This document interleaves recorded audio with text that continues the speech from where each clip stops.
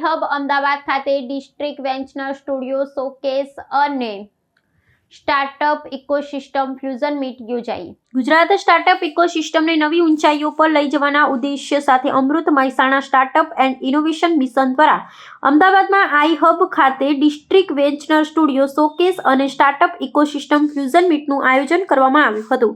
આ કાર્યક્રમ દ્વારા જિલ્લા કક્ષાએ ઇનોવેશન અને ઉદ્યોગ સાહસિકતાને પ્રોત્સાહન આપવા માટેના એક મજબૂત અને સફળ મોડલ તરીકે ડિસ્ટ્રિક્ટ વેન્ચર સ્ટુડિયોને રજૂ કરવામાં આવ્યો હતો। આ પ્રસંગે મુખ્ય અતિથિ તરીકે શિક્ષણ વિભાગના અગ્ર સચિવ મુકેશ કુમાર ઉપસ્થિત રહ્યા હતા। શિક્ષણ વિભાગના અગ્ર સચિવ મુકેશ કુમારે આ પ્રસંગે સ્ટાર્ટઅપ જર્ની વિશે જણાવ્યું હતું કે સ્ટાર્ટઅપ તરીકેની યાત્રામાં અનેકવિધ પડકારોનો સામનો કરવાનો આવે છે। આ માટે સ્ટાર્ટઅપ માટે તૈયાર રહેવું જોઈએ।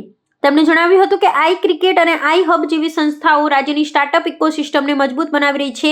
આ સંસ્થાઓ રાજ્યના ઘણા મહત્વના સ્ટાર્ટઅપને ઇન્ક્યુબેટ કર્યા છે। જીએસઆરટીસીના એમડી અને વીસી તથા સ્વચ્છ ભારત મિશન અર્બન એસબીએમયુ ગુજરાતના એમડી એમ નાગરાજને પોતાના સ્વાગત પ્રવચનમાં સ્ટાર્ટઅપ ઇકોસિસ્ટમને મજબૂત કરવાના મહત્વ પર ભાર મૂક્યો હતો।